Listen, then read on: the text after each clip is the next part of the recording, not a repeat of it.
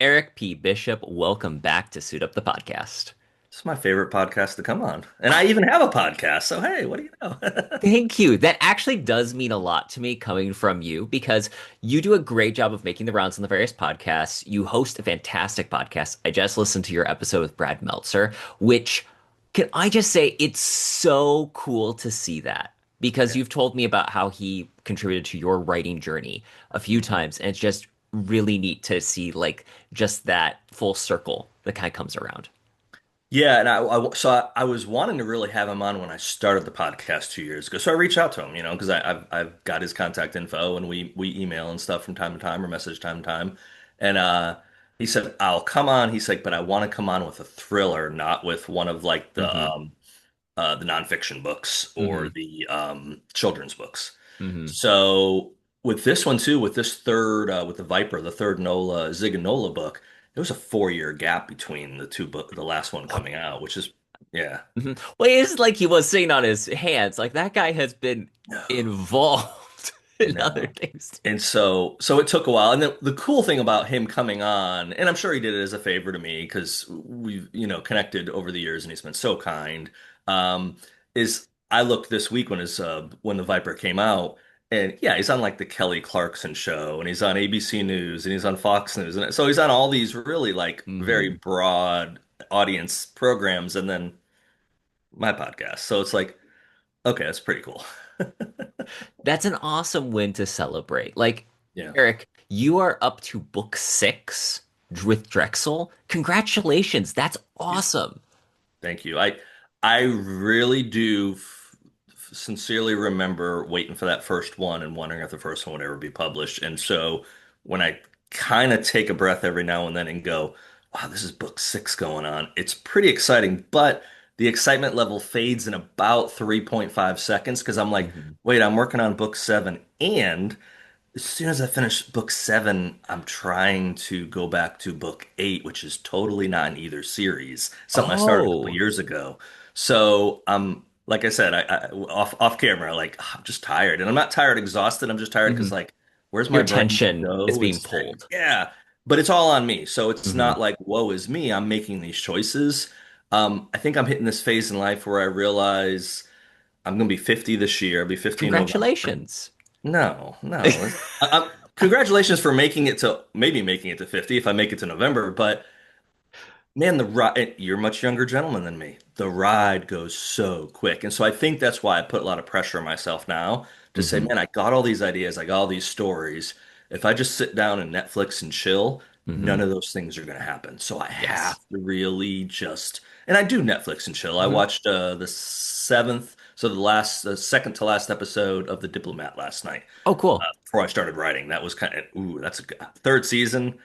I might have to rewatch that show at some point, maybe 5 years from now, because that's one of my favorite shows. And I've been spoon feeding myself it Hmm. since it came out on maybe November, the third season came out. I didn't watch this episodes for multiple weeks, and I just one a week. I get one a week while I'm eating dinner when I go to my Hmm. kids one night. So last night was episode seven.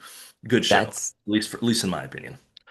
Do you ever think of approaching it like a because like I know we've talked about gym stuff before. Do you ever think of approaching it like athletics where you're trying to do like specific boot camp? This is the hard time. This is the in season, and then you have your scheduled breaks to let the steam off. No, because I was at the gym right before I was sitting down to have dinner, and so the I keep the fitness in Planet Fitness. So no, no, I don't look at it in that way. I think I'm looking at it now in the sense of like that you get to it. Maybe you don't get to it, but you hopefully by your middle age you start realizing the most precious commodity you have is time. Yes, It's not renewable. You correct. can have a book go out and make a boatload of money, or you can have a book go out and suck and sell 10 copies. But you can change it with the next one, Hmm. positive or negative. Something different can happen. Maybe you can make a lot of money, maybe you lose a lot of money, but it can go back and forth. But the time is shrinking. Hmm. And like I always used to say, and I don't do it as much now on the podcast, but I always end my podcast like the same thing about, life being like a book.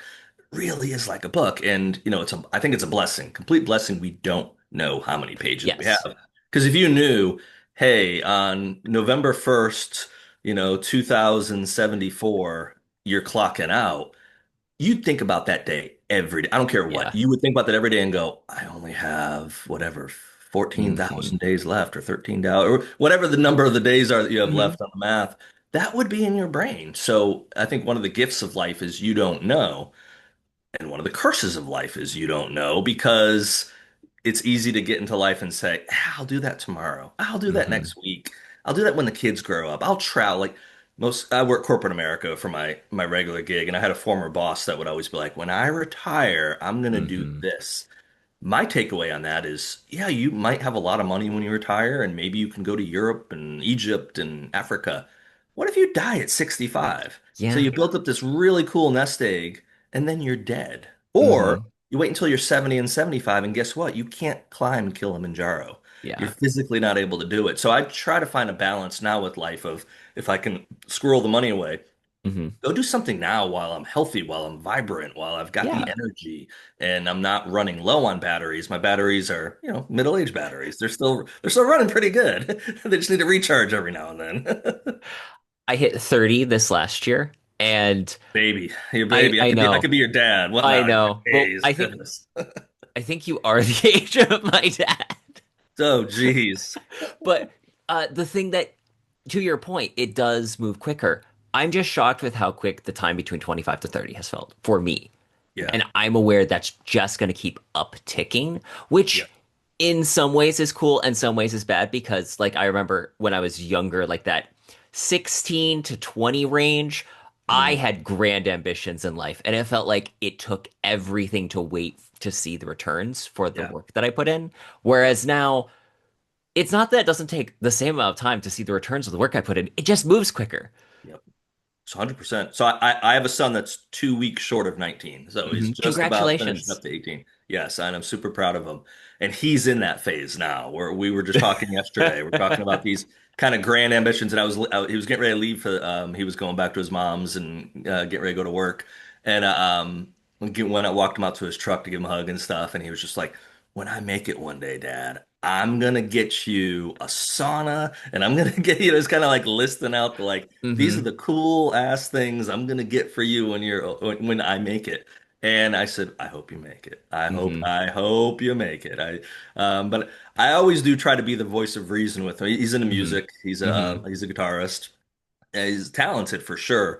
Um, and I don't know what's going to happen with that Yeah. because we're both in a creative field Hmm. where you can be a really good author, you can be a really good guitarist, and you can make $50 a gig. Yeah. You can make $50 a book, or actually with Hmm. books, you could lose a couple $1,000s to self-publish a book Yeah. because 10 people buy them. Hmm. So you've got to balance that reality of being good at something yet having that moment that takes you to the next level, which is a lot of times out of your hand, almost always Yes. out of your hands, which is that's the crappy part. That's the tough part of life, really.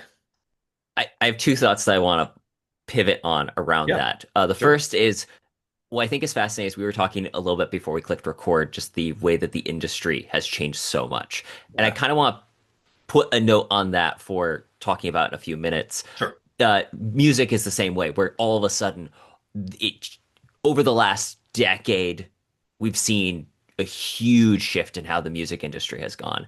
But the thing 100. I'd like to immediately start talking about is one of the big themes of Drexel that I read and went, I 100% see where this comes from, Eric, is Uh-oh. the father-son relationship. Yeah. And I just wanted, first, can you give us just a quick, what is Drexel? Great title. But then also, let's talk a little bit about the father-son dynamic. Yeah, so for anyone that's read the first two books in the Omega Group series, my main protagonist is named Troy Evans.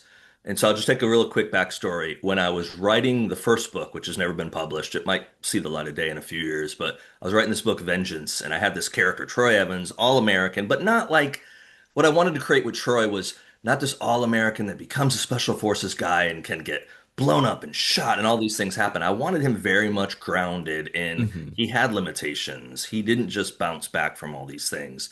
But yet he didn't lose his wholesomeness. He Yes. wasn't jaded by all the wars and stuff that Hmm. the government and the military put you through. But yet when you first are introduced to him, he's on this path of vengeance. So it's kind of like, well, he's kind of dark. Well, he had a reason for it. And what I Hmm. did was I wrote. Vengeance first, and as I was writing Vengeance, and I already figured out who he was, but I didn't know why he did what he did. I Hmm. figured it out during writing that first book in 2014. And what it was an event that took place called the Zachariah Option. Hmm. And horrible book title, but that's what I named this book title. So, what the Zachariah option was, which then became Hmm. Drexel, is back during World Trade Center Hmm. falls, and there is a secret document under World Trade Center 7. There's an FBI document repository. So, true story, FBI had offices in World Trade Center 7. A lot of government agencies had stuff in World Trade Center 7. There's a lot of stuff in World Trade Center 7 that people don't know much about. That Hmm. true story is kind of like, well, that's interesting. So the fact that that building fell, that never got Hmm. hit by a plane or anything, maybe some debris or whatever, yes, but very interesting, especially since a steel building in the history of humanity has never fallen and three fell that day. The two you can understand with planes. Yeah. World Trade Center 7, you can't. You can make an argument that doesn't make sense. So then I throw a little fiction in there and go, well, what if there was a document, FBI secret document repository in the basement of World Trade Center 7? What's going to happen with that stuff? Well, they're going to have to get it out of there secretly. They're going to have to go through it. Well, there's a piece of paper.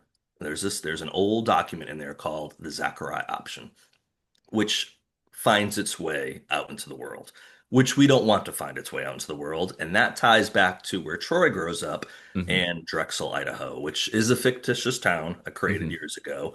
Maybe one day I'll get the nine-figure deal and I'll go create a town out there. I'll buy a bunch of land and call it Drexel and build my little town for Troy, but probably not. I won't hold my breath since I'm almost 50 now. It's a big ask, but so basically, the story then involves like how is Troy involved Hmm. in this document that I don't want to reveal too much about, but Hmm. um, yeah, and how does that change him? Because Hmm. he's on a path to follow his dad, go to the FBI, work his way up. His dad is a special agent in charge of the field office out there, and he has ambitions higher than his father. Hmm. And then the Book of Drexel happens and he pivots. He Hmm. doesn't join the FBI. As soon as he finishes college, he joins the US Army. And that leads us then into what would be the next book, which would be Vengeance, basically. Hmm. Is a delightful read. I really enjoyed it, and the title is catchy. Like Drexel, just it has good mouth feel to it, and it's easy to spell, which are You two can thank very my son. really. I had a list of names last year that I was going through because I dived back into that story about 2 years ago and said when I started the imprint and everything, and I'm like, I can't put the Zachariah. I can't even spell it. I found typos that I put it in there in Zachariah. Sometimes I put it ZA, sometimes I put it Hmm. ZE. It's like I still Yes. don't know what's right. I look at the Bible like, well, maybe the Bible's not got it right. I don't know. Is that really how you spell it? Who transcribed that? Cool name, Hmm. horrible book title. So Yeah. I wrote out a list of them, and I was kind of going back and forth. And I showed him my son one night, and I'm like, "Yeah, which one jumps out at you?" And he's like, "Dad, Drexel's kind of cool." And I was like, "That Drexel is kind of cool." And so at that point, I just stopped thinking about it and said, "You know what? I'm going to go with my son's advice, and we're just going." And it's in the acknowledgments, the head nod of like my son thought Drexel was the one to go with. So Hmm. Again, excellent decision there. That actually does lead to that next point, which is the father-son dynamic is a really strong element of Drexel. yeah, And would you mind just touching on where that came from? Because you said that you started this book earlier. I'm just yeah. curious how much, because when you went and did the rewriting, how much did you feel that that relationship changed as you and your son are closer to the age of Troy and his dad now by comparison to when you Exactly. first wrote it? Well, interesting thing when you say about that because it was definitely very heavy with the father and son, and I had to edit a lot of stuff out because I think when I first wrote this, I was still new to writing, Hmm. so I got bogged down in stuff, and I'd go on tangents that just basically Hmm. would not bore the reader, but it would Hmm. take the reader out of the story. So I had Hmm. to edit a lot of that stuff out because I did a lot of rewrites for this in the last year and a half. Um, but one interesting thing that happened out of that is as I did my first reread, I don't know, about 2 years back, and then subsequently started editing it and working on it, I came across something that completely tied back to Troy and his father, Matt. Um, so my son, for the last several years, I don't know, like 3 years ago, started calling me Pops. And the first time he said it, I didn't really like it. And I was like, dude, I don't really want to be called Pops. It almost seemed to me to be not derogatory, but I don't know, kind of a put down, not like Hmm. for whatever, which is a stupid thing because why is dad a compliment and Pops isn't? Yeah. But something about it rubbed me wrong. And I mentioned it Mhm. a few times. He kept doing it because he's a teenage boy. And my Yes. daughter then started doing it. And to this day, I'm Pops. That's what they call me. Well, I don't know how many read-throughs it got that I was doing edits and stuff that I realized Troy calls his dad Pops. It's a term of endearment to call him Pops. Hmm. And I don't know if it was the universe, God, something was happening behind the scenes that made me go, you dummy. Your kid's calling you the same thing you had Oh. Troy call your dad, his dad, and he adored his dad. That was his hero. I was like, so embrace it. So, now I'm happily Pops. And part of that is due to the story that I wrote in like 2015, 2016 originally, which I never, at that point I was just dad. My kid was like Hmm. 10, 9 or 10 when I started writing it. So, yeah, so it's kind of a cool thing. But yeah, their relationship, I needed something when I wrote this originally. I needed a reason for Troy to be fired up. And Hmm. I think anyone losing a parent in a Yeah. horrific way would be enough maybe to fire you up, but I needed them to have a special connection. Hmm. And so that's why, the stuff came out about them hunting together. And when Troy gets his big buck and his dad calls his dad because his dad's not there, he's like, how big is it? How many points is it? Just that connection. And that was actually true. So that hunting story, which I think is like chapter 3, 4, or 2, Hmm. 3, whatever is in there, that was everything but the mom coming and running up. Except well, the shooting of the animal happened to me in Georgia years ago. I was on a hunting trip with a friend. His family has a big peanut farm down in Uh-huh. America, Georgia. And so I'm out in this hunting stand by myself. It's like 5 in the morning, pitch dark. I had a flashlight to find my way out. It's like, you'll know when you get to the field. Okay, I don't know where I'm going. Never been here. It's pitch dark. So go by myself down this dirt road, get down there, climb up this thing, and I'm just sitting there. And it's super cold, super quiet. And I'm like holding a gun. I'm like, what am I doing here? Well, then everything wakens up. The world comes alive. Every moment that takes place in that story for Drexel is what was happened to me as I was out in that hunting stand. And I was like, I've got to put this in a book when I was living. Hmm. And fortunately, I had that opportunity and now have the option to be able to put it out as Drexel. So, That's really cool. yeah, To your point, that's the thing about finishing a book that's really exciting, is that an unfinished book can never change you as a person right. necessarily. Finished books have this amazing power to just be, again, regardless of how it sells, it has made an impact on you as the writer when it's done. Yeah, And that's really absolutely. neat. I agree. Well, and this is one that, because this started as the second book I'd ever written. And Hmm. The Body Man was the fourth one. And so once Hmm. that deal started, and I kind of Hmm. just thought the first three books would just sit in a hard drive and never do anything with. And it was not until I started the Bruno Media Publishing that I'm like, Hmm. I've got a small catalog of stuff sitting on a hard Yeah. drive. What's workable about it? And that's when I went Hmm. back and started rereading stuff. And I'm like, man, you got a great story here. You just got to fix it. You got to fix Yeah. parts. You got to cut stuff. You got to enhance certain things. And fortunately, I'm like 9 books because I've got books that I haven't published or whatever. I'm like 9, 10 Hmm. books into the writing process that I Hmm. can kind of go back now and fix stuff. And I'm pretty sure Vengeance will come out. I don't know when. I don't have a plan on it, but I'll probably put that one out. And then there's one after Vengeance. That one, which I remember writing, was a really cool story. I've never read it. Like Oh. never gone cover to cover through it. And so I wrote that thing in like 20, it was right before I wrote The Body Man. So Hmm. I wrote that in 2017 maybe. Hmm. It's a vigilante story. Ooh. Troy and stuff and some other folks and the president and the president's brother. It's a cool story, I think, in my head. But one day I'm going to sit down and read it, and then I haven't, like I said, I haven't read that one ever. I finished that one and I immediately went to The Body Man. So it's not edited, it's not cleaned up.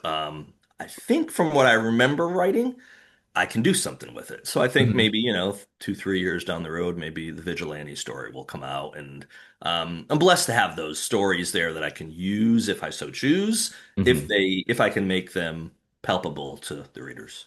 Hmm. Again, that's one of the things I've been really impressed at is, again, you're 6 books into your imprint. That is awesome. Congratulations. Thank you. And the Pretty covers exciting. are all stunning. Like Drexel just immediately leaps out. And I love that it has a great, your series have good like symmetry between their covers Yeah. where it doesn't feel like, oh, this is the oddball one. Right. Yeah, so I always, as I'm writing them and putting the books together, my brain is like, I'll just give it to my cover guy and let him figure it out. But by the time I get it done and I figure out what my publication date's going to be, I've always got a few ideas. So the Drexel one, which is back on my shoulder there, it's pretty much exactly what I told him I wanted. I was like, I think I want this. I think I want this color scheme. I even sent him, I think, a mock-up image, or maybe I didn't send him that. I had done a mock-up image that was different than Hmm. that, but concept of a mine, an old mine shaft, and you're Hmm. kind of going down it. And he nails it. Yeah, I've got to give him another cover here for Downfall in the next month or so, and Ooh, I've got a good idea. I think what I'm going to ask him for that one. I know the color scheme I'd like. But good cover. So that's one thing for anyone that's listening. Good writing is necessary, 100%, yes. but the cover sells the book. Yes. So if you have a just fantastic story and you go and create your cover in Canva and it looks like a 4-year-old wrote the cover, you're going to sell 4 copies probably to your mom, your dad, your brother, your sister, and then that's it. Because people look at the cover and they'll be like, this is Hmm. terrible. It's got to Hmm. grab people. Now, I had that happen to an author reach out to me the other day, and he's like, what should I do? And I said, what's a good thing to do for starting your own imprint? And I was like, get a good cover person. Yeah. That's the most important thing. Um, I think it really is the most important thing you're going to do. The other things are important, editing, all the other Hmm. stuff, writing a good story, but that's your presentation. It's kind of like if you're Hmm. going on a date. If Hmm. you're going to show up in a pair of jams and a wife beater t-shirt, and this woman is a very sophisticated, upscale woman, you walk in and be like, "Hey, baby, is this what you want?" She's gonna stab you with that fork, and she should stab you because you look like a hooligan. Versus if you come in like yourself would, Hmm. finely dressed, you've suited up, you're That's looking right. good. Even if you're poor and you Yes. just got that thing off a sales rack at Hmm. at J.C. Penney or whatever retail stores are still open nowadays, Macy's. At least for a little bit, you might be able to play Hmm. the part. Now, if she says, "Hand over that, that phone and let me check your bank balance," well, then the party might dip down when she realizes you're worth $3.42 and you can't pay for dinner. But that appearance got you that, hey, come sit Hmm. down. Hmm. Then what you wrote, your money, whatever you want to consider that is, that's what's gets you further in the dates. That's what Hmm. keeps you going. Because if you write a crappy book, you have a great cover and you might sell a bunch of books. Yeah. They'll be the one book you sell because people that wrote it were like or read it are gonna be like, I'm not reading the next one. No. Hmm. So it's a Well, tag team thing where you got to have both parts. it's the first step of your marketing, really, to have a decent cover because it Thousand doesn't percent. matter what you do after that, unless it does, Yeah. you're not going to get the clicks, you're not going to get someone buying. It's Yep. just, oh, look at that image. Hmm. Ick. Like, I do find it funny sometimes when, like, Yeah. scrolling Facebook. Tell me if you get this too. A whole bunch of ads for books pop up. Some Hmm. reason reading had to happen, Oh, but it knows. It finds you. The it finds algorithm you. finds you. It knows. The amount of stuff that's like 1920s themed for me is ridiculous, like Yeah. 1920s era books. Sometimes they'll even have decent like ad art that they'll use. And then you click through and the cover looks like the most generic, disgusting, boring thing. And I'm like, how did you put this effort into making the cover? I mean, for the ad, and you did not think, oh, I need to have a cover that then delivers even better on that. Yeah. I think the majority, I mean, I can't, you can never speak for all of them. I think the majority is people probably either don't have the resources Hmm. or don't want to spend the resources to hire a good cover person. And maybe they're just disillusioned to think, I can create a good cover. No, you can't. No, you can. I think I'm a pretty clever person. But I try to stay in my lane. I Hmm. think I'm really good at telling stories and putting them on paper and coming up with, ideas and tying things together. I think I'm pretty good at Hmm. that. I'm not a graphic artist. So, if I create my own ads, which I do, I'll use software to create images and all that. I don't go into Canva or go into, I don't know what I don't know how you would draw an ad or create an image nowadays, what you would use for software, but that's the thing. Hmm. I don't know what you do for that. I shouldn't be doing it.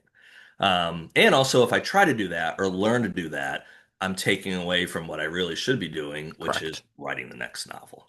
Hmm. Now I have to wear all the hats because of my own imprint, but I outsource. Yeah.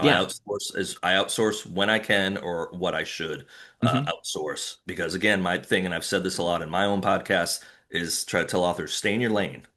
Do what you do well, and Hmm. the stuff you maybe think you do okay, you probably suck at. So get someone else to do that for you. Preach, Eric. Preach. Sorry for the sorry for the tough lesson there from the book of Revelation because you're getting it. Okay, you've got your Yellowstone mug with a bison, which is my segue to ask, where did the name of Troy's pet bison come from? Where did Delmar come from? So, I think it's a funny story. People might be like, that's the stupidest story ever. Uh, Heavily religious growing up. I always say I'm a recovering Baptist now because I grew up in the Baptist church. Do not attend Baptist church anymore, but a lot of great stuff came from that. Mhm. Growing up, we had a really great youth leader. Al Rudy was his name. And Al would get up there, and we used to our youth group. I tell it to my kids. My kids are always like it's all idyllic when I tell stories, which probably is half BS, but we really did. We grew up. Mhm. Our youth group was really a lot of kids. Every weekend we were doing something. We were going to Six Flags, or in the winter we went skiing or tubing, Mhm. or we camped out. So we had these really a real blessed time to grow up in the Mhm. late 80s and 90s Oh yeah. where we were very active with our community of church and stuff. And so Al would obviously preach to us as we're on our little Yes. getaways and stuff. And he always had, there's always that story of that bad thing you're going to do, whatever it's going to do. Well, he didn't want to go. Terrence decided to go down the path of sleeping with every girl in the youth group and getting in trouble and drinking and doing methamphetamine. Because then the one Terrence that looks Yes. similar to you for some reason in the front row is just cowering, thinking he's going to burn in hell because Terrence is this horrible Christian. So Al came up with this great thing of like Delmar. Delmar decided to sleep with all the girls in youth group and got VD and all these. No, whatever Delmar did that Delmar Hmm. shouldn't have done. Delmar was always his like sinner name. So it just struck with me over the years, and so I was graduating college, and I started looking for land out in Montana, and I still Hmm. do every now and then. But I was like, I'm gonna buy a ranch. I'm gonna buy a ranch. Hmm. Note to you kids. That's a great thing to do. Try to do it. But if you wait until you get married, uh-oh. And if you wait Yeah. until you have kids, double uh-oh. It gets a Hmm. lot harder to buy your land out in Montana. So 30 years later, I still don't have my land in Montana. Wah. But when I was looking for the land, I literally would always say, I'm going to have a ranch, I'm going to have a fenced-in area, and I'm going to have a bison. I used to always say buffalo because I was ignorant and didn't realize that buffalo was really African. It's American buffalo, but it's really bison. I'm gonna have a bison, and his name is gonna be Delmar, just because of all that. I have a bison picture in my bedroom, and that is Delmar. So every now and then I look at him, and be like, "What up, Delmar?" So the kids have heard about Delmar over the years. And when I was writing this early on, I was just like, "Okay, Troy lives on a farm slash ranch in Idaho. What would he have?" And I'm like, Hmm. Troy's gonna have Delmar. He's going to be the one to have Delmar. And Delmar's not mentioned very much in the story, obviously. He's a kind of a side note, but that gives me joy. Even if Hmm. Drexel bombs, at least I know I got a story out there with the bison named Delmar, and there's a reason why he got that name. Thank you, Al Rudy, by the way. So I don't know if I think Al's still alive. I haven't gone to church in a while, so no. That was a different state long time ago. That is genuinely hilarious. It's a good deal. And I will one day have a Del Mar somehow. I might be like Hmm. 75 and about to kick it, and I'll just buy myself a bison, put it in the backyard, and the kids will be like, "What are we gonna do with this thing?" And I'll be like, "Not my problem." I've joked that in my late life, I will get a donkey. And because the donkey will live for 50 plus years. Right. So I kick the bucket. Someone has to deal with the donkey. I can will the donkey to whoever I want. And then it is my final comment on that I thought they were a jackass. Your final bleep. Yes. I got you. I ironically have a friend who has a donkey named Sally, who yes, I always yell at her when I go by the house. He also has a big cow or cattle in there named Fred. So Fred and Sally kind of coexist, I guess. But one other funny thing about the bison is, we go to Yellowstone, which Hmm. again, if anyone ever has a chance to do it, just Amazing. they can do it once in their life. My pictures don't do it justice that I took. My Hmm. memories will be there forever until I kick it. But that place is amazing, and there's lots of bison. I only Hmm. saw the first few days we were there. I saw a handful, and I was really kind of bummed. And so we were at dinner one night in Montana. We were staying just like where the Roosevelt Arch is, just in the Yeah. north, Gardner, Montana. And so we went to a restaurant one night to have dinner, and waitress was super sweet. We're talking to her. She's, oh, where you been staying? Where you been doing? And like, I'm bummed I haven't seen much, wildlife. This is Yellowstone. I expect to like just be like, whoa, they're everywhere. And she goes, you gone to the Lamar Valley yet? And I'm like, no, no, no, that's on tomorrow's list after we do a stagecoach ride. She goes, come see me tomorrow night after you go to Lamar Valley. So I had a note on my phone of like all the animals, like how many I saw too. I was going super anal on this. Yeah, I just got into the Lamar Valley and I just said thousands. I just put the word thousands by Wow. bison because as soon as you came in, and there was different flocks of them or herds of them here, Hmm. but they were just everywhere. And the ironic part of that is 15 minutes from where I live, on the side of one of the interstates, someone does have a herd of bison. So I probably see bison on 5 times a week or 4 times a week, and I don't even notice them anymore. But the fact that I'm in and there's Hmm. smaller ones here, but the fact Hmm. that I'm in Yellowstone and they're wild and they can walk by Hmm. your car. I even got the insurance on the rental car because I'm like, one of these, I'm gonna get close enough that one of these suckers is gonna be like, get out of here. Which they did not, fortunately. Okay, so actually, I had this down as a question to ask you because you are a big fan of Yellowstone. Would you set a story, or have you thought about having a story take place in Yellowstone National Park? Funny you asked that.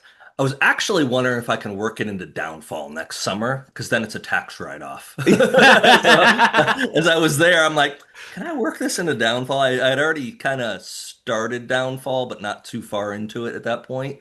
Um, so yeah, I don't. I honestly, I'm only about a third of the way done with Downfall, so I'm still in the back of my mind thinking, can I work it into this story, or will I Hmm. work it into a future story? Because I'm working the trip I took to Spain into Hmm. Downfall. Yes. Really cool scene Hmm. in Tossa de Mar, this little Mediterranean town or town on Ooh. the Mediterranean. It's got a walled portion of it. Oh, Oh, cool. the kind of that trip was I know I'm jumping off from your question on a rabbit trail here, but that trip I was thinking I was gonna do Sagrada Familia was gonna kind of be my Hmm. central point in Barcelona for the story, and it's not gonna be in Downfall. It was beautiful, most beautiful church I've ever seen. It was Hmm. epic. But the last full day there, I took a boat ride up the Mediterranean, a bus ride and a boat ride combined.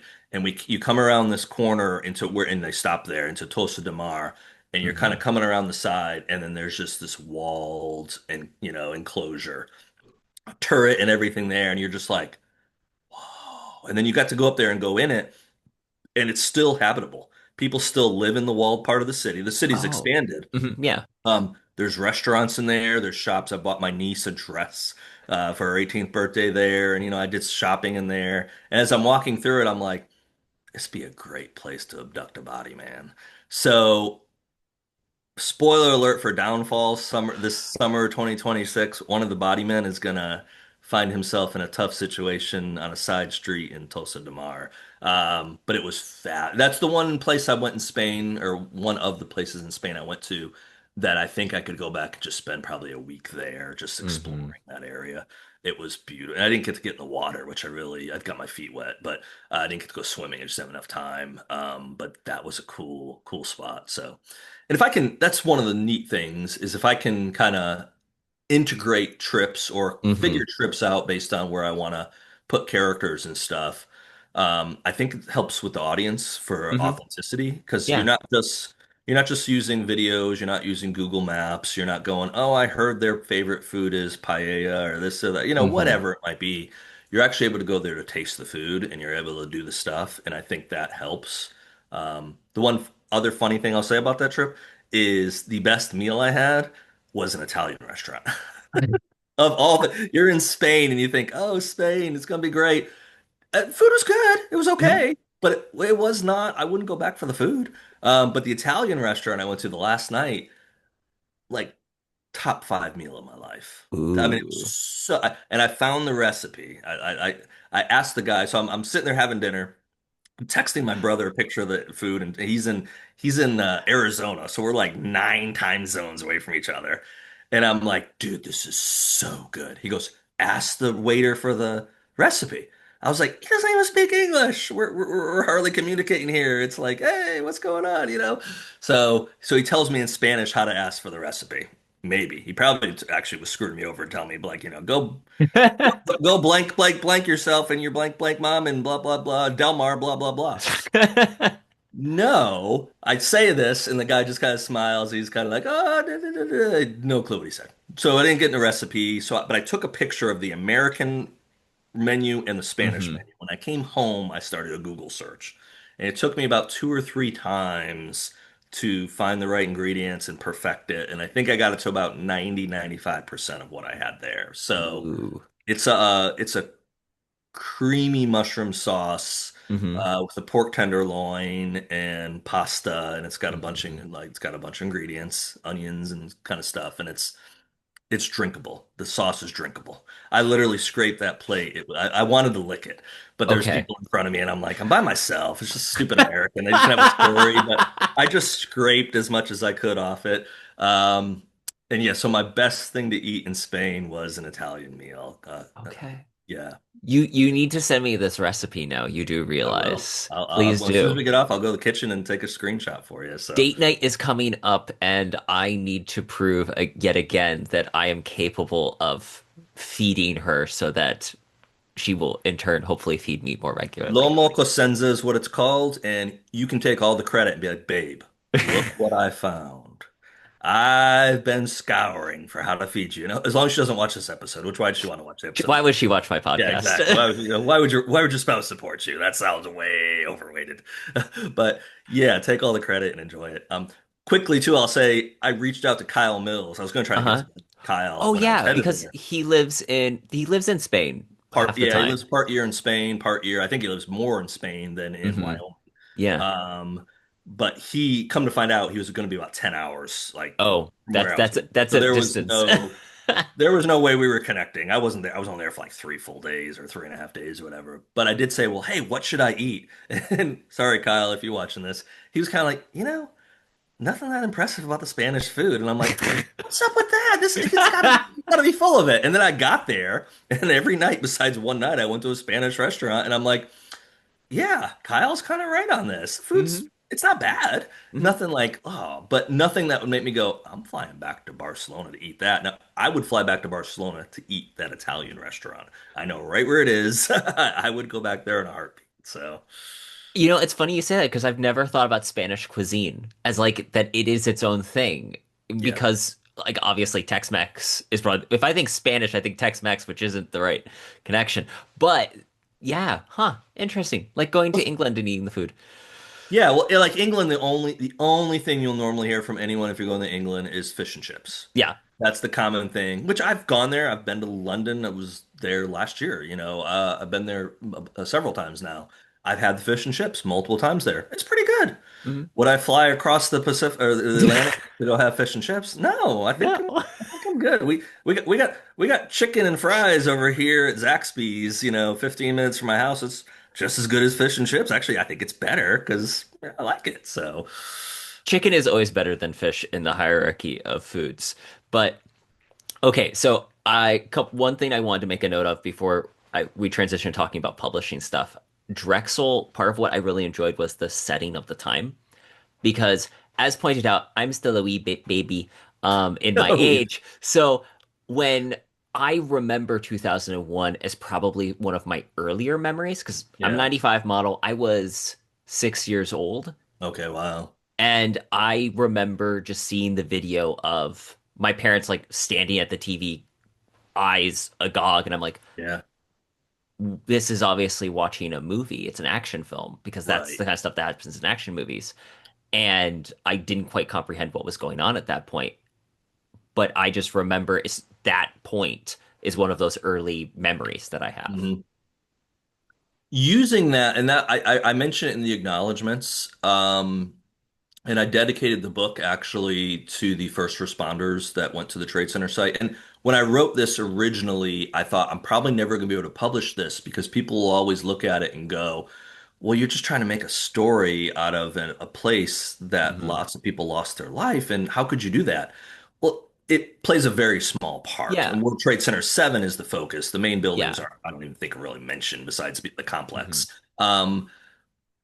But so I struggled with that. And I even Hmm. struggled with it when I started doing my reread. And it's like, are people going to think? But I know other authors have used Yeah. 9/11 as storylines. And Hmm. I tried to be very tasteful with how I Hmm. brought it up. And because I know people that lost loved Hmm. ones because maybe not on the day, but because of like Yeah. working on the rubble on the Yeah. pile that had lung issues and had kidney issues and all this stuff.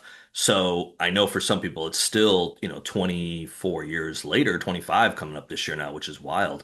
It's Hmm. still a sensitive thing, but it was an impactful time of life that Hmm. yeah, you being six, I was.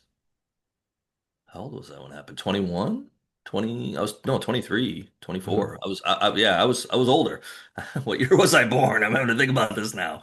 Um, I remember exactly. I was actually in a corporate job. I was a financial analyst for an IT department in an insurance company. Think about Hmm. that. Think of that line. And we were in a Six Sigma training Hmm. down in one of the main conference rooms for like all morning. And we didn't come out until like 10:30, 11 o'clock. So, and no one came and got us. We Hmm. came out and like it's eerily quiet in some ways, and then people are all congregating. And so I walk up to this group near my desk and I'm like, what's going on? They're like, 9/11. They're like, New York. I'm like, what about New York? They're like, the trade centers are destroyed. I'm like, yeah, it's not a funny joke, whatever. Like, Hmm. yeah, go like you need where you been? I've been training. I had no idea. I thought they were pulling my leg. I went, sat down at my desk, tried to pull up, I think at the time, Drudge Report. Drudge Report was the big way to look at news. Drudge Report wouldn't work. Like the internet wouldn't even work. So I Wow. kept refreshing. Hmm. I remember this. This was crazy. I hadn't thought about this in a long time. I keep refreshing, refresh, refresh. And all of a sudden it starts coming down. And it's like almost like dial-up days where it's Yes. like, duh, duh, duh, duh. And it comes down and you see the towers exploded picture before it Oh. hits the Drudge Report thing. And it says, World Trade Center destroyed, America's at war, or something like that. And I'm like, holy blank. Hmm. Holy Delmar. This is like, holy cow, this is like Hmm. real stuff. And then so we went into the cafeteria where they had a TV constantly there for lunches and stuff. And we watched for a little while the coverage there, and then went back to my desk in my office, and my boss was like, just go home. No one's going Hmm. to work today. We don't know Yeah. what's going to happen. We don't know if like we have a country tomorrow. Is there more attacks coming? So met my girlfriend at the time back at my apartment, and we just sat there for like 4 hours and just watched TV. And then we ended up going to her sister's college and watching Bush's address. So Hmm. all that stuff I hadn't thought about a lot of it in a long time, but it was just like this raw moment in time where it's kind of like ironic at this point to say it, and people are like, yeah, whatever, it's overused, but life changed, Yeah. in a heartbeat, like they grounded all the planes. You never heard of Hmm. that before in my lifetime. All of a sudden, within a short order, you're basically getting a full cavity search to walk into an airport. Hmm. Used to walk, we used to Oh walk to the yeah. gate whether you were flying out or not. Hmm. I mean, like just wild changes. And then I started, I was old enough to start looking into it, and like the Patriot Act. Sounds Hmm. great. Hey, we're going to be patriotic. You're going to lose a lot of liberties. And, Yeah. you Hmm. might get some security, but what are you giving up to get that security? So, and that's definitely something that's altered me as an author going forward, because of that time in history. It's just, there is like I've been Hmm. to the White House. I went to actually two, not to get political, but I went to both Bush inaugurations. Hmm. First one was by choice. I got tickets from Senator Strom Thurmond in South Carolina. Not from him, but I reached out to his office. Really cool experience. It was a terrible weather day, Hmm. but really neat to see the transfer of power. And then I went post 9/11 to a second one, not by choice. My mom had tickets, and she said, "Well, Hmm. you've been there. Will you go with me? I don't want to Hmm. go. But I Yeah. want to go, but I don't want to go without someone." So I didn't really want to go the second one, and that wasn't political. I just like I've been there, I've done it. Yeah. Horrific experience in a way. I mean, it was neat, but Yeah. it was like walking in the candy store as a kid, the Hmm. first, inauguration and be like, "Oh, this is pretty cool. Hey, I can have this stuff." And the second one was like walking in a bank with a mask and an AR, and all of a sudden everyone's drawing guns on you. You're like, "Oh, what am I doing wrong here?" It was like it was so militarized. It was just weird. It was not like Hmm. I wasn't there like, "Oh, this is fun." I was there like, are we gonna get blown up, man? There's more guards, I think, than people here, and it was just a Hmm. very like military industrial complex experience. It was weird. Hmm. So I was kind of seeing that that's the one way that again that those changes after 9/11 really amplified it. DC, I've been to DC a lot. I used to live in Richmond. So I've kind of experienced DC many, many times, and it's a different city now. Hmm. There's still some, I've took my kids twice in a year. There's still some really neat things you can do, but the vibe of DC, I think, really changed as they locked so many things down. So, Hmm. It just, I've grown up, my entire adult life is the post world that it's been. And I don't realize those things that life looked like before until I read about or hear about. I was watching an episode of Frasier from like the early 90s, mhm. and characters like, I'm at my gate to go visit my family, but I'd really rather go to Hawaii, and that's at the next gate. And he's like, "Oh, maybe I'll just get on that plane," basically. And it's like he just makes that decision. I'm like, "But you have to go through so many hoops to like get the tickets and Home all Alone these 2, things." baby. All you gotta do is run into a ticket agent, and then you can just walk on any plane I'm you like, want. what the hell? It's just again, different life. But Yeah, part of what I really enjoyed was simply that time capsule of that's what that time yeah, and era was before and post, and I think you captured that tone yeah. of the Thank you. period well. Again, Yeah, you handled it very well because it is a sensitive topic, right. and I think you handled it with care and also really gave just this picture of what did life look like around then. Yeah, yeah. And it was. You sound old when you start being idyllic and looking back. Because I have that conversation a lot with my son. My son feels like he was kind of not born in the wrong decade, Hmm. but he does not like that he's been a teenager and growing up in this period. He just doesn't Yeah. feel like he has a lot in common with technology Hmm. or the kids Hmm. and stuff, and doesn't care about Snapchat and all these other things that, kids. He's more on Instagram now, but he does it for music. But he definitely, I'm always like, dude, you're online, you're on your phone a lot now. Yeah. For years he wasn't. And it always like, man, you grew up in the coolest time, man. Bon Jovi and U2 and fun concerts and you could probably get some alcohol if you wanted to easily. You could have a little fun. And it's I mean it's totally cliche to say it, but literally when I was Hmm. 10, 12 years old, we got up on Saturday mornings, got on my bike, went and met Hmm. friends, and we Yep. just went riding around for the day. And there was Yeah. no phones, there was no like, hey, you know, what are you doing on this street? I'm looking at Life 365 and I see that you're at such and such. There was none of that. Hmm. Mom would say, come home at dinner. Yeah. And I knew what time dinner was, and I didn't have a watch, but we'd be at a friend's house and be like, "Oh, I need to go back to home." Or maybe my mom would call my friend's moms, "Hey, is Hmm. Eric there?" It was just a totally different time now, and I'm the same way now as a lot of other parents.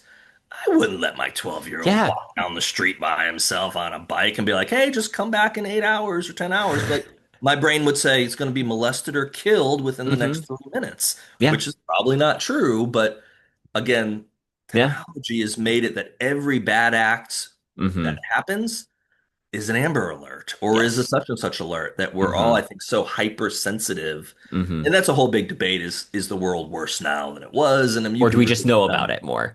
Yeah, I think you know about a lot more. So, Yeah. and even if you just follow modern news, what's going on, um, you look at what's, Ukraine, or you look at what's Hmm. going on in Gaza and all these other places, and people are like, the sky is falling. It's like, have you not studied history in war? Yeah. Yeah. Um, Hmm. It's always happening. People are never content. They always want something that they don't have, whether that be Mhm. territory, whether that be property, goods. Resources, yeah. Yeah, so that's why we're probably going after Greenland now. And hey, maybe Cuba and Colombia. And shoot, I think as American, the pyramids are pretty cool. Let's go annex those so that we can have daily flights over to like, hey, you want to go have lunch in the King's Chamber? And as an American, I get to do that. And Egypt can just let us have the pyramids. And Can that's how I silly a lot of that stuff is right now. can I just say that 100% the most American thing possible is if we got the pyramids, instantly commercialize it because that is exactly what we would do. We'd put LED screens on the side and it'd be like one side of this pyramid you look at be like, ooh, Pfizer's got a new Ozempic drug. And then you go to the next one, you'd be like, ooh, Buffalo Wild Wings has got wings for 10 cents this week. This is great. Bring Hooters back. I mean, you just live. But yeah, we would. Here's the American thing. So Egypt is on my list. In the next five Mhm. years, I got a list of places I'm going or want to go. And I always heard there was a KFC across from the pyramids. I heard that. Never been there. I went down the rabbit hole this last year while I was researching like where to go in Egypt and plan out a trip in a couple years with some friends. And I got on Google Earth and I started like doing the pins and dropping stuff and looking. And you go look at the pyramids and you look around and you bet your ass there's a KFC right there. There's a KFC across from Sagrada Familia and a Hard Rock Cafe. So I'm sitting there looking at Sagrada Familia like, this is an amazing church. And you turn to the left and you're like, oh, there's KFC. And you turn a little more, be like, oh, Hard Rock Cafe. Be like, we have Americanized another city. Great. The real American colonialism is fast food. Is fast food and killing them. We're trying to not kill them with kindness. We're trying to go after their arteries and take those suckers down one wing at a time. So God bless America. So let's talk a little bit Let's about. transition after that one. I know. Let's talk about like in fairness though, let's talk about how things have changed. Like we were talking a little bit about publishing as an industry Right. is not the same as it was. I just interviewed J.B. Manis and he's been Okay. writing nonfiction and fiction for like the last I think he said his first book came out in 24. He's been writing for almost around 2 decades now. Wow. But he started writing nonfiction books for like the um, leadership and business market, Okay. traditionally published. But then his fiction stuff, he's been basically doing indie press or his own press for the Hmm. last however many years. Yeah. And I was just like, how have things changed? And I thought it was interesting to hear some of his observations, but like, I know you have seen the market change just within the last decade, Yeah. less than a decade, for since you started writing your books to now. Yeah. Where do you see this going? Because I even watched a video that's like, this is how stuff is going to change in the next year. And his main comment was direct sales is going to be the next big thing Yeah. after because we've already seen self-publishing. The next stage, because I think Brandon Sanderson did this like within the last year, Okay. is direct sales to your customers. Your customer. Yeah. So I'll answer with a joke to say if I know exactly where it was going to be going, within a short order, I'd be whispering in Trump's ear and saying, dude, let's take Egypt. Let's take the pyramids. Because I'd have enough money to basically pay for part of the ballroom and I'd get me my own tomb. It'd be great. I'd love it. I'd Can, have my name etched. I could just take a chisel out there. We just etch it over, Pharaoh Tutankhamun or whatever, just Bishop Common or whatever. I just want to Right. quickly say the funny thing I think about the whole ballroom incident is when I hear people talk about it, I'm like, this feels like something that would have happened during like George Washington's um second term where all and then not to be clear, people listening, I'm not comparing Trump to Washington, I'm saying the time period Good where idea. instantly all the political parties are like, how dare this private finance be involved in this cost whatever? And you have Alexander Hamilton and Thomas Jefferson sniping at each other over pamphlets. And that's what Yeah. I'll say about that comment. I'll make a real quick comment about it and keep the politics out of it because I've had a bunch of people reach out to me and and I'm more maybe in the middle with it where I see why people go, hey, a president shouldn't have the right to go demolish a wing of the White House. It's a historic building. And the other side says, yeah, but it's the East Wing, and I've been in the White House 3 times. East Wing didn't really have anything. much there in the sense of it didn't have, the China room. It didn't have the rooms that are make the news and where the press Hmm. conferences take place and all that. Still part of the White House, and I get why people say that, but wanting to put a ballroom in, I think is part of me would say, well, it's kind of a cool thing to do because Trump was right. When they want to have big events, they go put tents out in the South Lawn. And not the most like cool thing to be like, wow. I don't think foreign leaders are like, nice tent, Mr. President. So I can see why Trump, and Hmm. again, Trump is Trump. That's the Love him or thing. hate him, Trump is Trump. He's gonna want to do something like that. It's a weird thing. Once it was ripped down, it's like, well, what do you want to do now? Tell him, hey, you can't build your ballroom. Now just rebuild it exactly like it was. Well, that's stupid. Um, should he have maybe got more input and more? See, I don't know how the approval works, so I'm kind of Yeah. ignorant to that.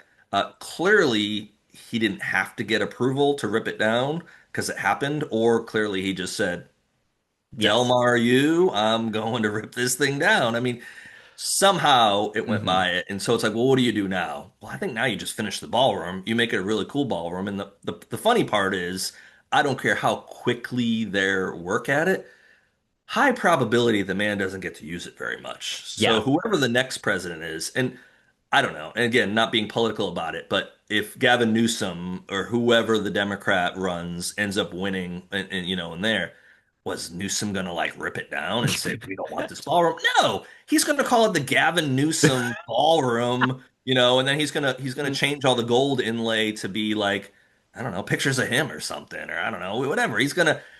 gonna make it. Now, I will say the only one thing, and again, not political, but the colonnade leading into the White House, into the Oval with the pictures and the plaques might have gone a little too far with that one. Probably. Yeah. Especially reading some of the plaques. That's been a big news story for a couple of months now on some of the podcasts I listen to, and I'm just like, I think though he does it. I think he does it just so that we're talking about it. I think there's an element of that. That's one thing about Trump that I don't think Yes. people understand is there's no bad press. Correct. If your name is in the press, whether it's for Good um, reasons or bad reasons, your saving name is Mother being talked Teresa about. or crucifying a young child, it's all the same thing. It's your name's in the press, which the average person goes, I don't think bad press is good press. I don't think being hated is a good thing. I don't think his mind works that way. So yeah, it's again, I kind of understand. Like I listen to Rogan a lot. When people go down the road of this has got to be a simulation, I'm like, there could. This is kind of getting to opposite world. This is kind of getting some weird stuff going, and really on both sides though. Hmm. How the left responds to him, how he responds to the Hmm. left, it's all kind of like, would you all just Well, and to the you all point, shut the blank up and just yes. guess what? Govern, Yes. pass laws that help me as an American, Hmm. keep me safe, but don't take away all my freedoms. Stop taking away any more money because I work hard. I don't want to Hmm. pay any more taxes than is fair. That's an interesting one because I study history. It's like Hmm. most Americans don't realize income tax Yes. is not something that George Washington said, we need income tax. We're going to have income tax. No, that's a 1900s invention. And it started really small percentage and it was Hmm. only targeting the super wealthy. Yeah. Not how it works anymore. Now you pay 50% of your income in one form or another to a tax, state or local or whatever, and down to Hmm. gas and food. And it's insane. And as much as Americans whine about that, go move to Sweden or one of these other countries Yeah. where it's 67% or Yeah. 64% someone. So I don't know. It's I kind of just want the crazy. pyramids, parents. I'm not Yes. asking for You're a that much. simple The man. pyramids. You know, I'm a simple man. uh, okay. Just buy Drexel and give me some pyramids. Come on, people. What's up with that? Apparently, the British Museum is, I saw someone posted in one of the servers that I'm in that the British Museum is hiring a full-time treasure hunter to find their lost artifacts. I'm like, I don't know. The pyramids are right there. They're not that hard to find. Um, You but should do it. Oh, it sounds so cool. But as you noted, when you are You're a married, swashbuckler. Come on. you don't get to make those choices anymore. She's your fair maiden that, she's on your side. You're swinging on the pirate ship holding her and looking for some gold, man. I've seen your book covers. Come on. Uh, Publishing has changed It's quite a changed. bit. Like, what do you see the market doing, and what do you think that we're gonna start seeing more in Yeah, the that's what we next year started or talking about, two? and I went on a little bit of a tangent there. But Again, I don't helpful because, know, again, but history. what's that? It's history. Like that's the thing that I think is interesting about all this is seeing how it's Yeah, the history interplay that happens. absolutely. My crystal ball tells me that in 5 to 10 years, what publishing looks like is not very similar to what it looks like now. I mean, there's already been talk of like Big Five becoming Big Four and just Hmm. mergers and this. I know a lot of authors that have either had book deals, traditional published deals. I've never had a traditionally published deal, so I only go from what I hear, what I read, Hmm. kind of looking at the tea leaves a little bit. Um, it's harder to get that book deal than ever before from everyone I've talked to. And it's also harder to keep that book deal. I know people that have gotten two, three book deals and they dump you. They don't give you, and really nowadays, the way publishing works is that first book better do well. If you got a Hmm. two-book contract, you're going to get two books because if the first one's kind of a stinker, they'll figure, okay, we're going to fix the ship. We're going to write things by the second one. But that second one isn't pushing, it's you're done. You're Hmm. done. And they're not that they're never going to give you another chance, but you might have to have a new pen name next time you start querying and going through the process. So it's definitely a lot harder to get into the industry and then stay in the industry. And then I think we probably talked about this on previous podcasts, and I don't think the numbers have changed much. It's very hard to make a living Yes. self-published and traditional. It's not like, Yes. well, if you just self-publish, you're going to make a bunch of money. No, most self-published books, if you look on the spectrum of what a self-published book sells versus Hmm. a traditionally published book and what a self-published person makes versus traditional, there's a gap there. Yes. But you go traditional, and for years you thought, oh, I might be able to make a living doing this, and you might be able to make a living doing this, but the odds are ever not in your favor. Hmm. The odd is like it's like 1.8% of authors make 100,000 or more.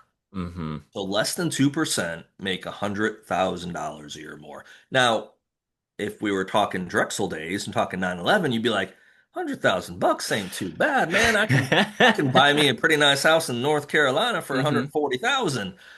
Not anymore. No. Not anymore. My little house here that I bought post-divorce 4.5 years ago has gone up in value by like a Yeah. sizable percentage, and I'm in the Yeah. sticks. Yeah. I'm in a little small rancher, a three-bedroom rancher, and the value of that's gone up. So Hmm. that $100,000 dream that people might have had, 20 years ago, it's still a good living. I'm not knocking Yeah. that. But you're not on Easy Street, you know. Correct. You're going to Taco Bell. You're not Hmm. going to Ruth's Chris. Yes. Maybe Ruth's Chris on your anniversary or your birthday, but you're not going there once a week being like, filet Hmm. and lobster tails again. Thank you, corporate America. Thank you, publishing industry. It's like, no, it doesn't work that way. But again, just to be to that Hmm. 1.8% is really hard. And also in that 1.8% figure is James Patterson, Yes. is John Grisham, Stephen King, just throw out your big name, over the year, the authors, and they're making a little bit more than $100,000. So it's hard. It's really hard. And if you look at it as a surface, it's extremely negative. Hmm. And what I try to tell people every time it comes up in a conversation where they get, frustrated by it, I'm like, yeah, you have to do this because you love doing it. Correct. There's nothing wrong with doing it and thinking, I want pay dirt. I want Hmm. I want what Jack Carr got, and I want an Amazon Prime series starring Chris Pratt. Nothing Hmm. wrong with that. If that is your end goal, Hmm. there's a bridge in San Francisco that's got good evidence because it's not going to work that way. Can Hmm. it work? Yes. Will it work? Probably not. And I think when you accept the probably not, that man, I probably will not get everything that my dreams might think. I think that is freedom then at that point. You'd be like, okay, so what do I what can I Hmm. do to maybe get to that probably or to bypass that probably not? Write a really good book. Yeah. Get a really good cover designer.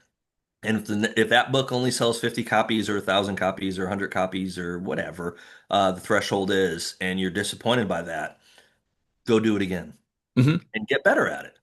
Get better, find a way to market. And those are not easy things to do, but if you're doing this for the right reason, which is the love of doing it, I hate to say it, that's your payoff. If you're doing it just because you want to make a living, there's a lot of ways to make more money, a lot more money than Hmm. publishing books. And again, some people make it. Some people Hmm. get those. I know multiple authors that have gotten, what is that, 36, seven-figure deals Hmm. um, on stuff. But I know many, many more authors that don't get the next book deal because they don't sell that well. Hmm. So, it's just do it for the love of the books. And the industry, I think we're pushing more towards independent Hmm. or smaller operations. I know like a Blackstone Publishing has Hmm. getting a lot more attention recently, Yes. not part of the big five, They put a but lot of juice yeah. recently. Because didn't they do the Andrews and Wilson imprint too? Andrews and Wilson's doing an imprint there. I know a couple guys that are going on or submitting, at least submitting books for that imprint that have been asked to. So we'll see, if they'll get published. David Darling, Hmm. he was on my Yeah. Christmas podcast. He's a buddy of mine. He just got a two-book deal from Blackstone. And again, that's Hmm. one of the people that talk about someone that really has put Yes. in the time and effort and tried to go Yes. traditional as well. It's Hmm. not like David said, I'm just going to write my books for myself and screw the publishing industry. No, him and I had lots of conversations the last 5, 6 years. He tried to get an agent and he eventually did, but he Hmm. came out with like 8 books on his own before he Yeah. wrote a book that an agent was like, I can do something with that. And that's the part of it too that you you can be discouraged. There's nothing wrong with being Hmm. discouraged, but you have to really keep it in check of going, hey, maybe that agent's not right for you. Like, why would they reject this book? Well, J.K. Rowling got rejected, not Yeah. once or twice either.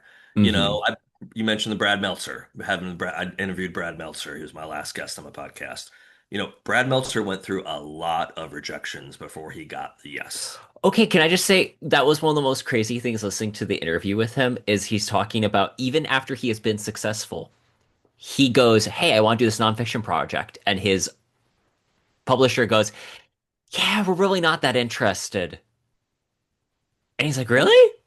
I mean, okay." Then takes it to different publishers. So that's I forget. So I got when I interviewed him, his publicist sent me all the specs, and I've known Brad for a long time, but don't know all the numbers or the details. But it had like how many books he sold in his career, and it's tens of millions, maybe 40 or 50 million books he sold.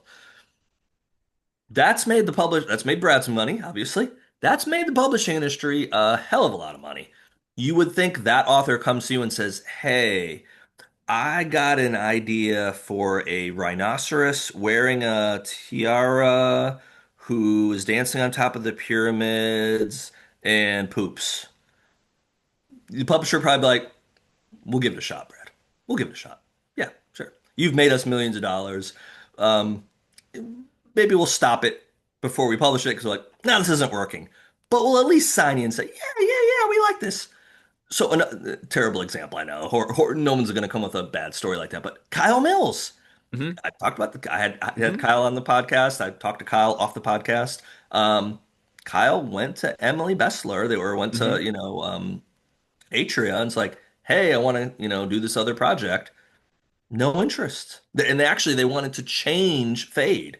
What? Oh, do this. Or I don't know if they were the ones that wanted to change it or one of the big publishers said, make him a cyborg or some like w wildly change it. It's like you have an author that has carried a series, brought it back Hmm. from life when Hmm. Vince Flynn died, and put you on pretty good footing with the Hmm. fan base. And he's tired. He wants to go do his own stuff, which completely understand that. And you tell him no. Because I mean, that was the first question I had from him off air. I was like, so like you had a lot of offers for like, people like, no. Like Just what? crazy. For Kyle Mills, you're a New York Times bestseller. Uh-huh. That's the weird part of the industry that I don't know. I don't know why the publishing industry wouldn't be like, what do we have to give you, Kyle? How do we Hmm. keep you on? Hmm. Same thing with Brad. Hmm. You would think with Brad and the scope and the other thing too with Brad is, I mean, he's so nice, so down to earth, whether he's meeting you out and about in public or at a book signing or on a podcast or whatever. Um, but he's just one of those people that he's got kind of the full package where he can do media, he can do Hmm. TV shows, he can write these things. It's like, how would a publisher? Now I get it. If they had a horribly, if they had the rhino or the hippo idea, yeah, you probably won't be like, you could probably do better than that, dude. But generally speaking, that's the kind of person you want to have in your Hmm. industry. And under you, you want to lock them down. Yeah. So Blackstone or another publisher is gonna go, hey, what's up, Hmm. dude? I like that. But I don't know. I don't get that's the side of the industry I don't understand, and I think it's shrinking. Yes. I think you're seeing a lot of editors having problems keeping keeping Hmm. long term because of what's coming down. Just everything about the industry is getting harder to Hmm. do it, and a lot of that I'm sure is the fact of nowadays, if you have a budget to do marketing, if you Hmm. have a good cover person, if you can hire a publicist to do that stuff, man, you can put a book out, and in some regards, you can compete with them. Yeah. Maybe you can't compete with them with having books at Barnes and Noble and airports and all the locations, But how many but people, like, again, it's just the world is so digital now. As much as brick and mortar matters and that presence matters, I love browsing bookstores. The sad part is I probably don't buy as many books from Barnes and Noble as I do from Amazon or from even half-price books. so bad thing to say in a publisher, a bookstore hears this, they're never going to want to carry my books. I couldn't tell you the last time I went to a bookstore and bought a book. It's on the other side of the room. I just bought the Viper for Brad Meltzer and bought it myself. I mean, they gave me Hmm. a digital copy, but I didn't want to open it. I like to sit down with his hardcover. Hmm. Mine came yesterday. I posted a picture of it and stuff, sent it to Brad, texted it to Brad and stuff. Yeah, I bought it from Amazon. Hmm. Because that book at Barnes and Noble was $6 more. Now it'll go Yeah. on sale and they'll have discounts with it, but I wanted it for when it came out, Hmm. and the cheapest And you place can for get me. delivered to you on release day. Yeah, I didn't order it in time. Sorry, Brad. But I ordered it first week, and he was very pleased with that. I ordered it like the day after, or the day after. It was one of those things like, crap, I didn't order the Viper. So, but yeah, you can have it there where it's there for release day, where it shows Hmm. up, and you can sit on your couch and then you can still watch Netflix after, because someone brought it to your doorstep and probably knocked on the door. Hmm. So yeah, Amazon's been a game changer, and I know people are anti-Amazon, and like we talked offline, majority of my sales are Amazon. Hmm. There's negatives to Amazon, I get that, Yeah. but from a indie standpoint, I make the most money I make off Amazon. Now, if I go and sell them on my own on my website, yeah, I Yeah. can I can make probably Hmm. double each book. But then I Hmm. have the responsibility of I Shipping have to ship them. them. I Yep. have to There's get a the huge envelopes filled difference. out. Hmm. So, and then that comes down to time being money and time being your most precious commodity. Would I Hmm. rather just have people go to Amazon and spend 15.99 for a book, or would I rather them buy them from me for 20, and Hmm. maybe instead of making five, I'll make nine or 10, but then I have nothing I have to do with Amazon once I upload that file. I'm Correct. done. Yep. If I'm selling them from my website, when you figure out the time of packaging, driving to the post office, Hmm. all that, you're spending a chunk of Hmm. time to then what, make an extra $3 or $4? Yeah, That's that's the worth thing. it. That's the thing. Amazon is just as much a logistics company as they are anything else. More Yes. than a store, they are transportation and logistics, which has its pluses and minuses. And I always find it fascinating because it reminds me of, again, talking history. This year's Roebuck of our generation Yep. is essentially what it is. Yep. And I'll be very curious. I think the major difference between the two companies right now is from what I understand of just what I've read tangentially, Amazon is looking for ways to put itself out of business, whereas Sears Mhm. Roebuck said, this is clearly we are the apex and we're never going to go out of business. Yeah. I But think the companies that are really on the cutting edge with the technology kind of see a little bit more what's coming. I saw an interview with Musk the other day, and he was saying that I forget who he was talking to. It was a clip, but he was talking about the future and how, people are so like, hey, I got to put in my 401k, I got my Roth, and I do all those things. mhm, And he said by the time a lot of people that are yeah, investing in now get to that point, there's no such thing anymore. It's all digital currency. It's all done where there is no investing and there's now that. And it's just like, and part of you goes, yeah, right, that's not going to happen. hmm, But back to what we were talking about early in the interview, I do remember life before the Patriot Act. yeah, I do remember before you had to have an ID, to go, hmm, like, now with international stuff, I have global entry. So I Hmm. can get in and out pretty easily. But I mean, still, when I'm going to another country, I have to jump through the hoops. Yeah. But it does makes things smoother. But like I've been overseas now 2 or 3 times in the last 12 months. Most countries now, it's all biometric. You're Hmm. walking in there, and even like for me, when I come back to the United States, like I had this happen. Coming back from Spain, I Hmm. was had a layover through JFK to Charlotte, and I didn't have a long layover either. So I was like, this is gonna be tight. I only had a backpack. I went like super easy on this trip. It was a Hmm. super fun way to travel, and I thought, man, it's gonna take a while. I walked down the international the staircase to where customs is, and to the right Hmm. you move for TSA. I walked over to that. There's 5 kiosks. I walked to the first kiosk, put my face up in it, and it Hmm. said, approved or whatever, Eric Bishop, blah blah. And then before I could even take 2 steps, the customs guy or the customs agent in a little kiosk 10 feet away said, Mr. Bishop, and I walked over to see, yes, sir. He goes, welcome to the United States. That was it. It was 10 seconds to go through customs. Wow. So anyone that wants to travel some international, get global entry. Because those That poor sounds schlubs awesome. that went and just stood in line for 25 minutes might have Yeah. missed their flight. I didn't. So, but like the way the stuff like that has changed, Hmm. there's just so, and normally it's incremental. It doesn't happen overnight, but when you start Hmm. looking back at it over some decades, Yeah. like it's really, I mean, just again, like we are talking real quick to wrap things up, Amazon and phones. I've told my kids many times, yeah, I had a cell phone when I was 18, and it wasn't It wasn't a Miami brick. Vice, it wasn't a suitcase Miami Vice or anything crazy. It was just a little bigger than this. It was thicker, obviously. You just texted and did phone calls, though. Yeah. I do my banking. I buy Yeah. flights. I do international stuff. Like Hmm. my phone is, I don't need my laptop anymore. Now I do Yeah. stuff on my laptop, but I can do just about anything on my phone now. My son's in college. He's like, hey, I need to get such and such. I jump on Venmo and I Venmo him whatever Yeah. amount of money he needs. Hmm. You don't have to go to a bank. You don't have to go, let me go I have wire to have to whatever. wire you Western What Union. Western? I was even trying to. I was forgetting what the name of the place was. Yeah, it's like no, your kid's not in Mexico. You don't have to Western Union him, $1,000 because that they got the gringo or anything. So but if he was, I could Venmo him the money and probably in pesos. So It's true. Like it's again, fun. it is fascinating to see how we are seeing these changes that occur, but I'm excited for them and I think that what's cool about you having your own imprint is that you can lean into the things that you're seeing change in the industry and take Yes. advantage of them. Instead of the big five, they have to make huge decisions because and this is one of the things I thought was cool about hearing Kyle Mills talk about authors equity. They're able to just pivot around what Yes. they were doing because they didn't have this established. Oh, but this is how we sell a thriller. Yeah. And that's I think the future going forward is as a group like, and I don't know if Authors Equity will be the one to like kind of Hmm. stick around. I have no idea. I don't know how Kyle did with the book. Um, Something like that where they can pivot quick because the thing that for people to remember, especially if you start getting middle age or older, is you look back at the 80s and 90s with nostalgia and go, this is cool.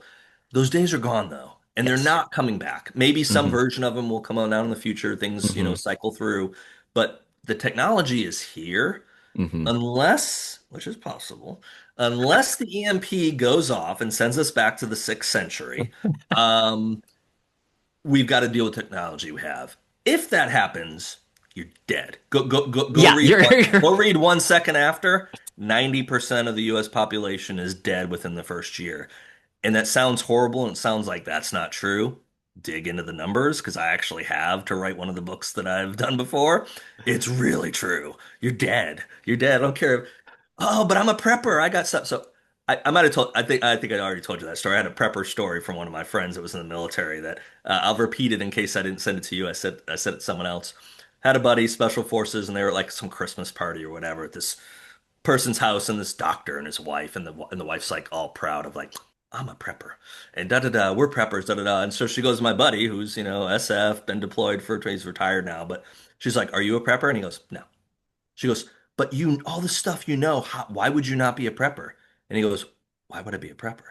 And she goes, "Well, we're ready if it happens. We've got this, this, and that." And he just looked at her and he goes, "Yeah, I don't have to prep. I just have to kill you, and I'm trained to do it. Kill yeah, one person, I get whatever you've prepped for." And yeah, he said her face just turned ashen because she yeah, realized, hey, it's great if you can, survive the apocalypse and you can have a bunker.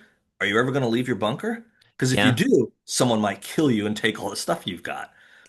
Sounds like, horrible thought process, but it's like, yeah, that's what's wrong with that thought process. Nothing wrong with preparing. But if you think you're preparing for the end times and you're going to live out after the EMPs go off or the nukes go off and you're going to come out into the nuclear winter world and be like, I'm good. I own the pyramids now. Guess what? There's a lot of animals that are living inside there now and they're going to tear you up because they've taken over and you're dead. So it's like, stop living in the past. Just live live today. Go Hmm. be the best version of yourself. Write your books, and maybe they'll sell. I can't think of a better tag to end the podcast And this on. Eric, very excited for Drexel. Where can people go to learn more about you and your book? probably Amazon, honestly, but the best place to probably buy the books. But if you go to my No website, affiliate links. what's that? No affiliate links. Just order the book. No, no, I actually I don't have affiliate links set up. No, just go to Amazon and just go. My website takes them to Amazon each link. And again, that's not a knock at all the publishers, the Barnes and Nobles, all that. I wish I sold more books through those means. Hmm. It would be great. But yeah, the best if you go to my website, ericpbishop.com, I have several links. One of them is books. If you go there, there's a link to all the books, and if you click on those links. There might be one in there that says, "Hey, go support all publisher or all, marketplaces where you can buy the books," which is cool to do. But if you want the book in 2 days, Hmm. go to Amazon. If you want the ebook, it gets delivered as soon as you click that button and it shows up on your Yeah, phone. You can go read Drexel on January 20th. it's awesome. And Downfall is coming summer of 2026, book Yes. 4 in the Bodyman series. And I'm we'll gonna start definitely writing. have to have you on the show again to chat about when it comes out. You're one of my favorite guests. Go check out Drexel. Link in the show notes. Eric, thanks again for coming on the show. Thanks, Terrence. And folks, you now know where Delmar came from.